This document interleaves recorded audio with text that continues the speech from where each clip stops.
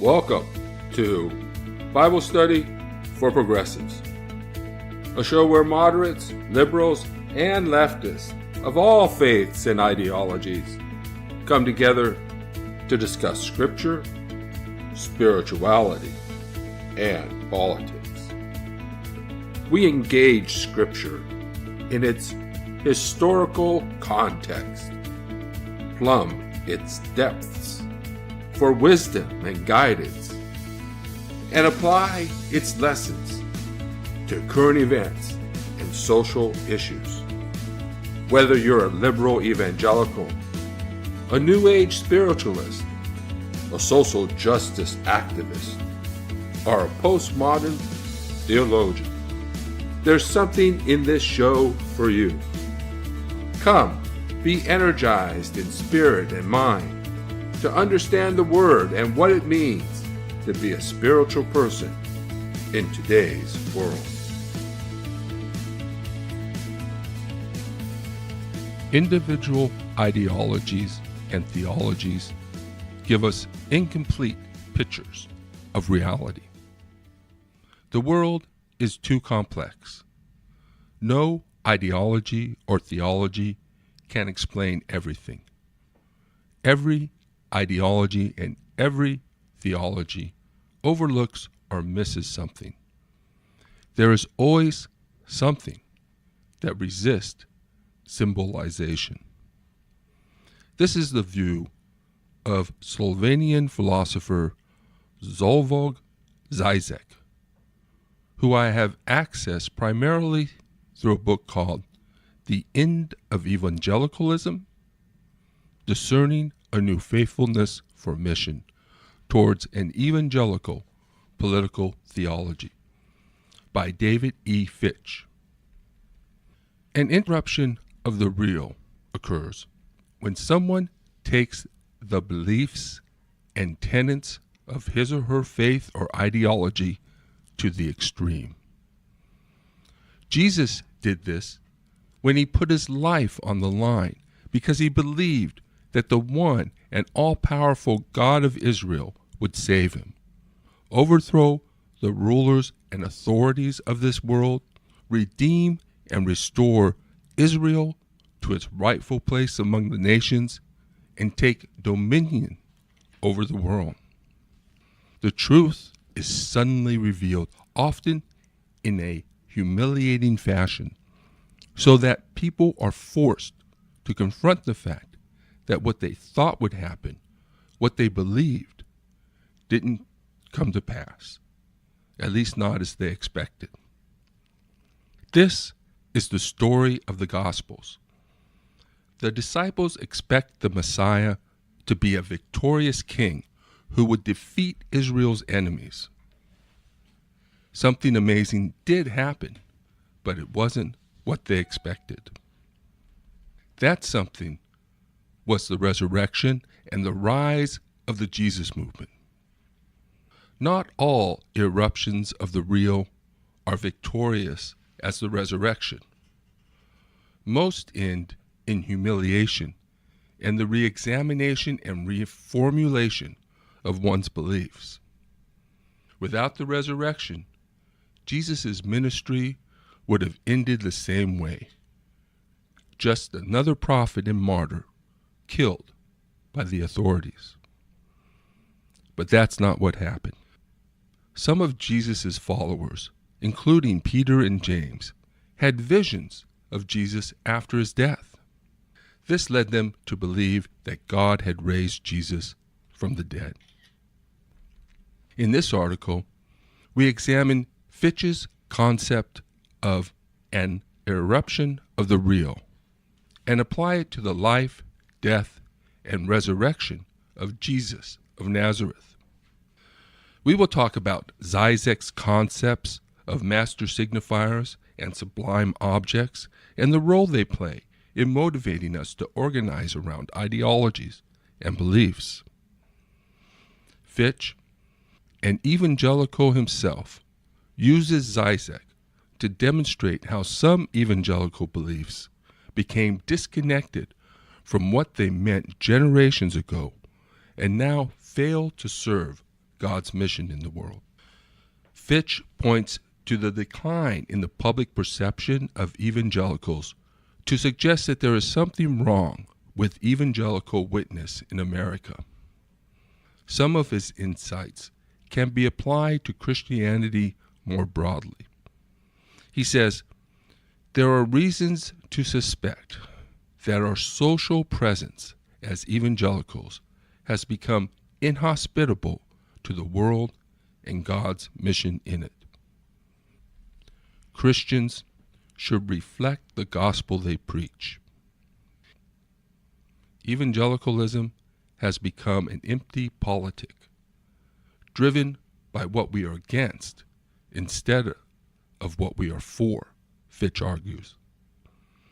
Evangelical beliefs have turned evangelicals into something inconsistent with what they claim to believe.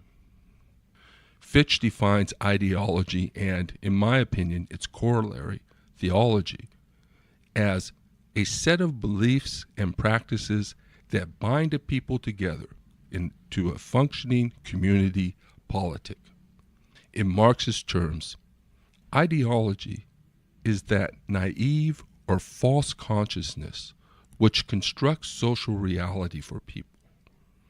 It is what people assume about the way things are and how these assumptions are maintained in order to sustain the system.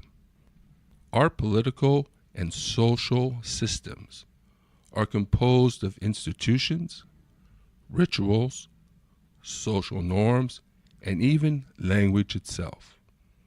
Zizek calls this the symbolic order. The symbolic order is a type of groupthink that shapes who we are and our life together. It appeals to our desires and insecurities. Political systems are held together by ideologies and theologies.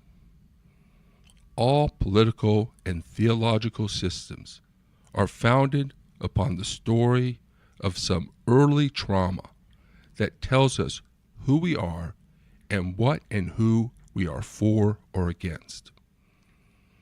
Ideology and theology hold us together by covering over social antagonisms and internal contradictions, oftentimes by setting us against others.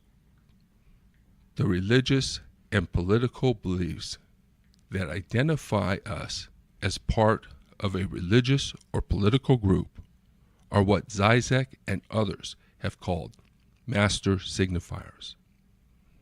Master signifiers bind a community together by aligning them for or against something. They are sufficiently vague to play into people's desires, and they create a fantasy around which people can rally without actually referring to anything concrete. Every ideology or theology provides a fantasy that allows people to act as if we all believe the same thing when in reality we don't. People do not believe in things like freedom or God in the same way. Yet it is this very nebulous character that allows us to act as if we believe the same thing. Things like the kingdom of God to Christians, the socialist utopia to Marxists, and the free market to capitalists are vague fantasies around which people rally, yet they have no real meaning except to signify who and what we are for or against. Master signifiers are more about the antagonisms that underlay our social relations than they are about any ideal or plan of action. Zizek calls this the real. The only things that are real are the antagonisms that the ideology or theology covers over and misdirects, often against some feared or loathsome other. For socialists, the other could be the dreaded neoliberals or the capitalist-loving property owners Marx called the bourgeoisie. For capitalists, the boogeymen are financial regulations and the rise of the working class. The scapegoats for evangelical Christians are those they consider to be morally degenerate, such as homosexuals and liberals. These false beliefs can cause believers to be complicit with brutal and exploitative systems of domination, such as totalitarian regimes, fascist dictatorships, racist institutions, and theocracies. Each of these systems uses ideologies and theologies to justify their existence and to explain why they continue on their economic or political course. Using Kant's concept of the sublime, Zizek describes ideology as vastly more powerful than we can perceive or understand objectively. Under the influence of ideologies, the beliefs and ideas we rally around and pursue together become unobtainable, sublime objects.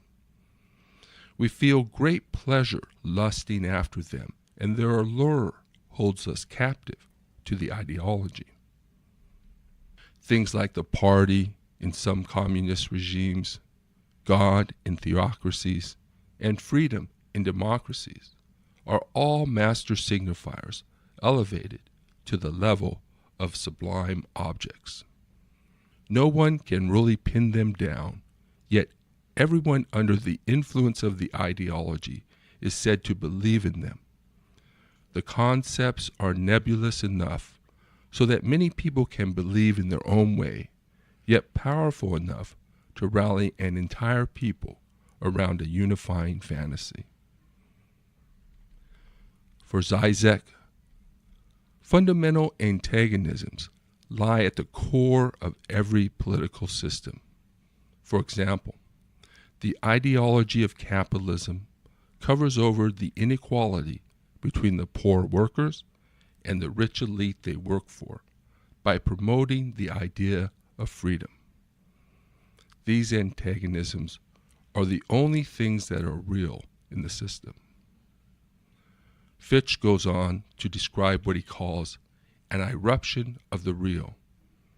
An irruption of the real occurs when excessive fealty to an ideology reveals the underlying antagonisms and emptiness of the ideology.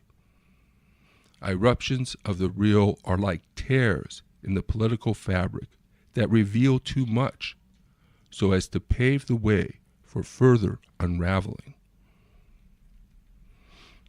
Another, perhaps overly simplistic way of saying it is that an irruption of the real is that moment of truth when everyone realizes that the emperor has no clothes. These awkward events reveal the absurdity of what we say we believe by revealing the contradictions and underlying antagonisms behind the ideology or theology that upholds the system. Irruptions of the real can make room for revolutionary change. Ironically, these eruptions are not instigated by those who oppose the system. They are instead caused by those who take their ideology or theology too seriously. Ideology is immune to overt criticism, says Zizek. Every ideology has already internalized its own critique. Outside criticism merely affords the ideology the opportunity to recreate itself. As such, an ideology can only be overthrown from within. This is exactly what Zizek suggests we do. Take the ideology or theology to the extreme to reveal its absurdity. This is called the tactic of over-identification, or subversive conformity. Only total conformity can make explicit the implications of the ideology and reveal the emptiness at its core. Political systems are inherently unstable. Irruptions of the real happen all the time. Works of art, cinema, or poetry can reveal the absurdity of what we say we believe. There can also be unintentional eruptions when an adherent takes the ideology too far or too literally, thereby exposing the contradictions, antagonisms, and lack underlying the ideology. Eruptions of the real expose the contradictions at the center of our politics. They reveal that which is left unsaid, what or who is being excluded, and what drives the system. Eruptions of the real expose the sources and forces behind the ideology's continued dominance. Zizek would describe these moments of truth as decisive revolutionary acts. An ideology can lose its hold over people, and new leaders can emerge who more directly engage the system's depravity and lack. This can only happen from within the movement. An eruption is a forcible or violent invasion or uprising from within, as opposed to an eruption, which is a bursting out. Ideologies collapse from within. By taking the ideology to its logical conclusion, we reveal the contradictions and emptiness at its core. Jesus took Judaism seriously, so seriously that he went to the cross believing God would save him. In the Gospel of Matthew, the chief priests and elders ridiculed Jesus for trusting God. He thought God would save him, but look where it got him. Hanging on a tree, dying, cursed by God. There is more than a little irony when priests ridicule those who trust in God. Just as Jesus breathes his last, Matthew tells us, the curtain of the temple was torn in two from top to bottom. The earth shook and the rocks were split. The tombs also were opened, and many bodies of the saints who had fallen asleep were raised. After his resurrection, they came out of the tombs and entered the holy city and appeared to many.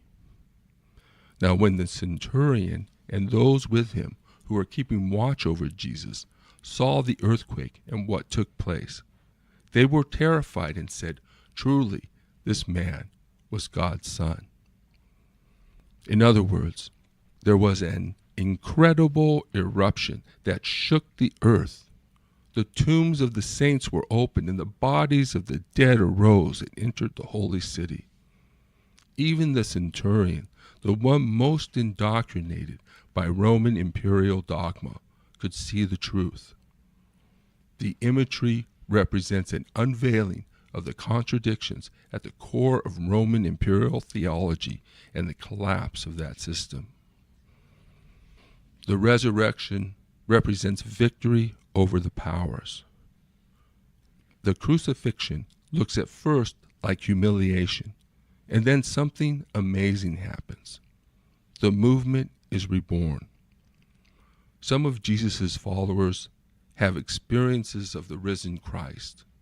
This leads some of them to believe that Jesus had been raised from the dead. This inspires stories of the resurrection as God's vindication. The true ruler of the world is among us in the form of the Son of Man, which is an idiom for humanity. Our leaders ought to serve us, not the other way around. Our system and the ideology that supports it tells us that the competition of interest groups ultimately leads to a compromise that best suits us all. This is not the biblical way.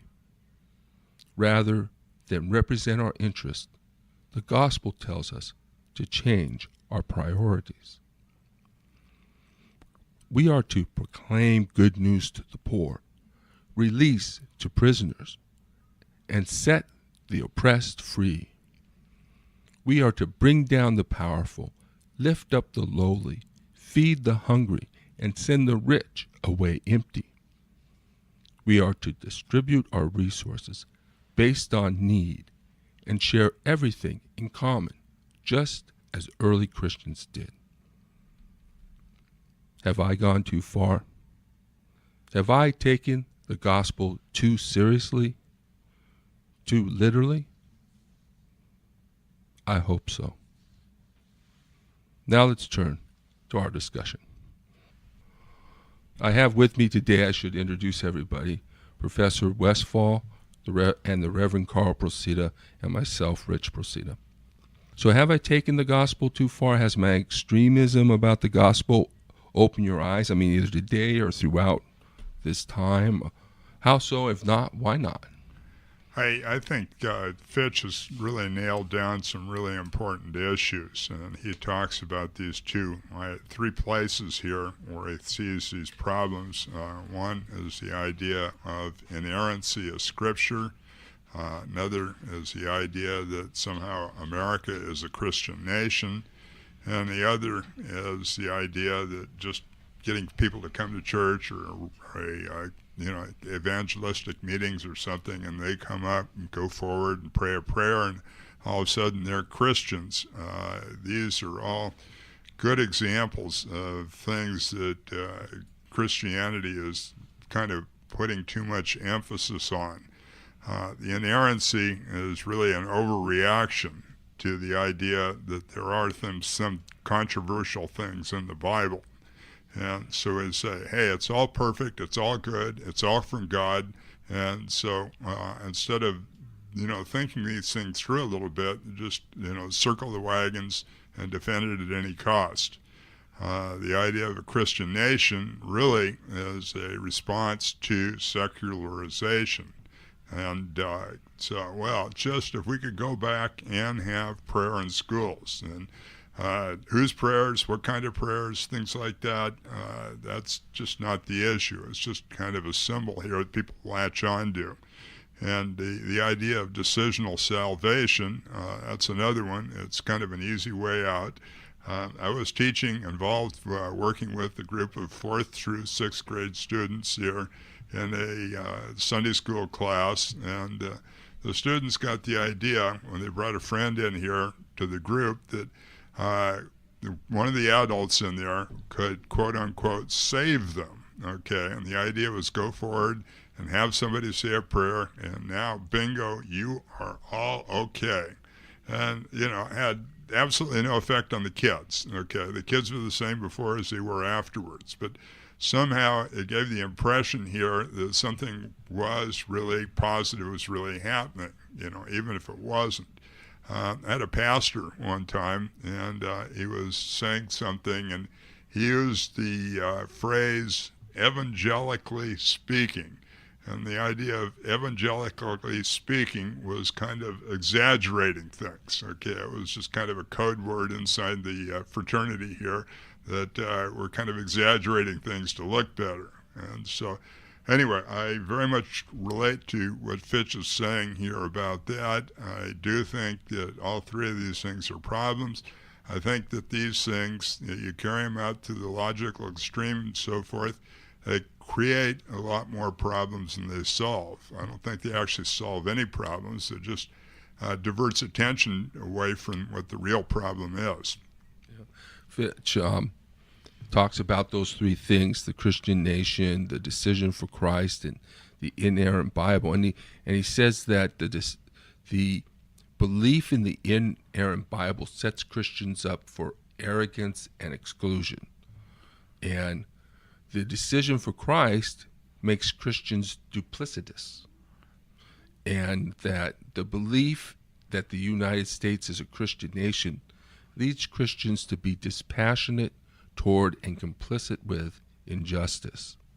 So these are the, what do you think about that? I actually heard a guy was a fundamentalist, okay, but one time he said, somebody asked him if the United States was a Christian nation, and he said, nah, he said, it's a heathen nation run by the devil, okay, but it wasn't what he wasn't really saying here, now the United States isn't a Christian nation. What he was really saying was that his particular brand of fundamentalism was pretty much the only way to go. So you're coming to a position of arrogance and so forth, and self-righteousness and all that. So he really wasn't denying that it was a Christian nation. He was just saying, hey, we're doing a better job than the mainline churches up the street. Yeah. So, Dad, can you see how maybe sometimes a belief in an inerrant Bible might make Christians arrogant, and then they want to exclude people, and then how the decision for Christ might result in Christians being duplicitous, or like they don't want to, or they think that this is all they need to be perfect, and that people who don't believe the same way maybe, or that they don't have to change their behavior or their way of life or do anything to be a Christian. They just make a decision and then they just go on the same way. And then the idea of the Christian nation, that if we think we're a Christian nation, then we better take responsibility as Christians for what the nation does. Is there any alternative to ideologies and beliefs? I mean, I don't know if there's an alternative. Is Zizek just helping us be aware of the power and insidiousness of our beliefs and ideologies and theologies? If you want to press that issue, postmodernism and everything, you come around to the fact that they don't believe that you can nail down any kind of theories or any kind of beliefs to truth, and so I'm shocked that you took that position, but because I don't think that any a group of people living together has to have a coherent ethic. They have to have a metaphysical point of view, that there is a God who is creator of this world, and that has made allowances for us to have an eternal future for each of us, and so I don't think that that's dysfunctional. I think that that's healthy, and it's psychologically sound for people to believe that there's a God who is in charge of this world. Well, Zizek is obviously an atheist, but I guess I'm wondering, is there an alternative to having any beliefs? I do think, and I've been actually talking with our pastors and youth pastors and so forth about these issues, because a lot of people are beginning to really notice here that we're losing maybe 80% of our youth, the people that were raised up in church and so forth, and they get up and they go on to college and they get disconnected from where they were, and they pretty much, most of them never show up, an awful lot of them don't ever show up in a church again, or only on very, very rare occasions. Okay? And I think part of the problem here, somebody actually wrote a good book on it's part of some material on this, but one of the issues here is that an awful lot of what's done in churches comes down with the idea, hey, there's just one way to look at this. And if you look at Christianity, okay, and the different flavors and varieties of Christianity, there are a lot of different ways of looking at these things. And if you show people that there are different ways of looking at these things, some way doesn't really work terribly well for them, there's another way to approach this issue. And so you don't have to make it an all or none type thing. Go along with everything we say, or my way to the highway. So I think that's one very important thing. I think another thing that people can do and don't do a lot in church is the whole idea of spiritual formation. I'm talking about young people, but I think this is something that kind of, is kind of an underrepresented, underemphasized thing. Okay, where you're talking about people, Bible study, prayer, okay, do good works consciously and so forth.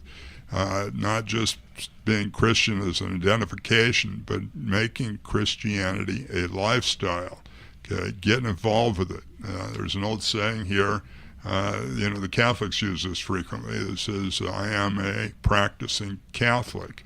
Okay, I am a practicing Christian. Okay, if you make an effort to live out your faith, you're going to be in a lot better position, and you're not as likely to get distracted by some of these superficial things here that everybody gets all so excited about. Just a lot of commotion, not too much substance. Yeah. I think it's important for us to recognize how beliefs and ideologies function and how they can sometimes mislead us or set us against people and make us feel like, like for instance, if you tell somebody that you're Christian, and then the next thing you know, they start bashing gays in front of you, or they start talking about their Republican policies or something. They just make assumptions that when you say you're a Christian, that you automatically believe all these terrible things.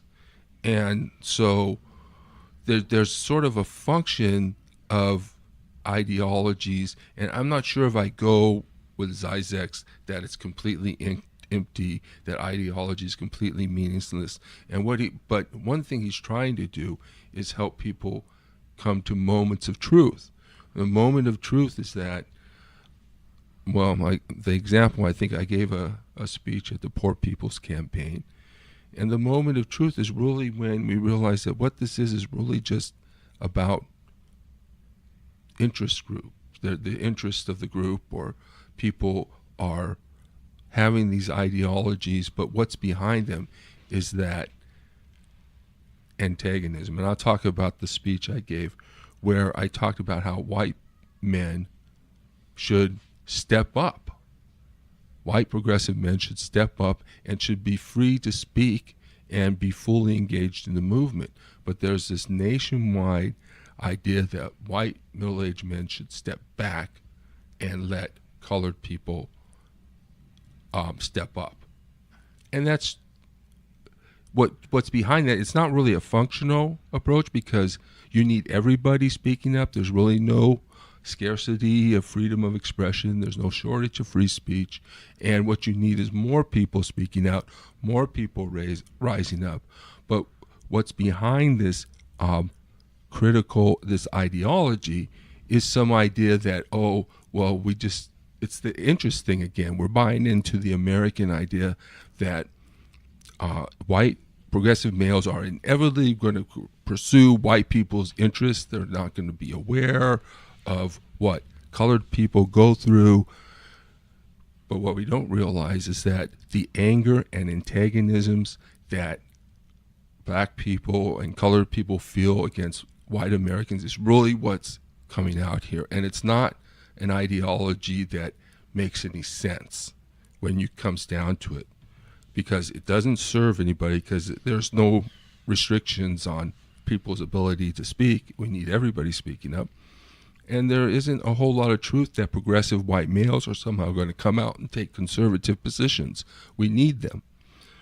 So what's real about that ideology is that colored people are angry, and they feel betrayed, and they feel that when white people come in, they don't have their interests at heart. And that's what's driving the ideology, not the internal consistency of the ideology, but the anger and contentiousness that is there. And so if we can realize that when we go to church and we talk about how we believe all these things, how much is it our own personal fears and desires that are being served and by the ideology, and rather than the actual substance of the ideology itself. There's things are always more complicated than people really say, and I'm speaking here as a white male for whatever it's worth. Mm-hmm. But, Bernie Sanders was echoing some of the things that you were saying, I am a white man and so forth.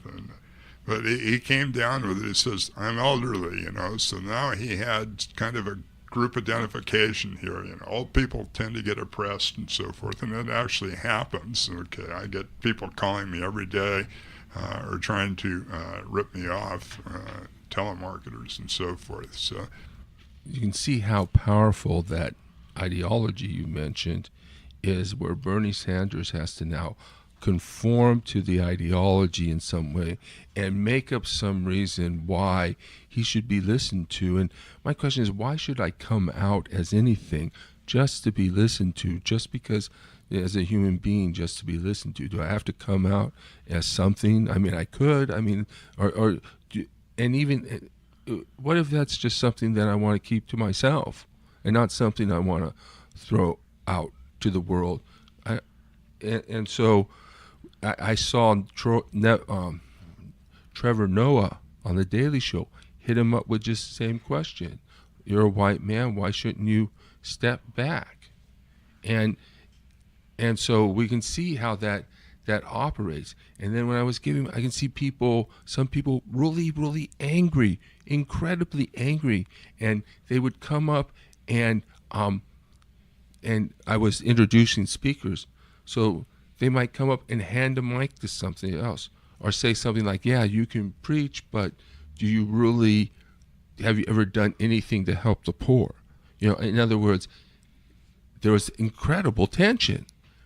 So, and it goes and so now we've got this guy who's ahead in our presidential campaign being criticized by progressives who need him to win, or to do a good showing at least, for being an old white man. So there's a way that ideologies can become dysfunctional and unhelpful. And I think that's what Fitch is kind of pointing out, that sometimes beliefs are not helpful. I think, and Fitch describes the development of evangelicalism, that it came out of the modernist controversy, the modernist, I forget what that's called, but and really evangelicalism doesn't develop until the 1950s in response to the social gospel. Is that right? Or the social gospel was yes. Yeah, in response to the social gospel. So what's the antagonism here? The antagonism is that evangelicals don't think that we should do what the social gospel people think the gospel is calling them to do. And so they came up with this decision of Christ so they can avoid the more progressive and liberal churches who felt that there was a social gospel, that we were to help the poor, lift up the lowly, all those things I talked about, be involved in social issues and political issues. And so that's where evangelicalism really came from. It came as an opposition to a more social gospel, to the development of modern history and modernism. You look at the kind of development of things historically. The Anabaptists were a kind of a reaction here to the state churches. Okay, so first you had the Catholic Church, and if you're born in the Catholic country, then you were baptized as a baby, and you were a Catholic. And then when you had the Protestant Reformation came along, and then it just basically splits up. This country is Protestant, that's Catholic, and so forth and so on. But they took the same pattern. Okay, you were born into Germany. Lutheranism was the state church. You were born there, and you were baptized as a baby, and now you're a good Lutheran, and a German citizen. Okay, and the Anabaptists thought, no, people are too young here. They don't know what's going on at all. Somebody's pouring some water on them, and that's it. They thought that people should choose on their own to become Christians. And so that's kind of the start of the decisional salvation thing.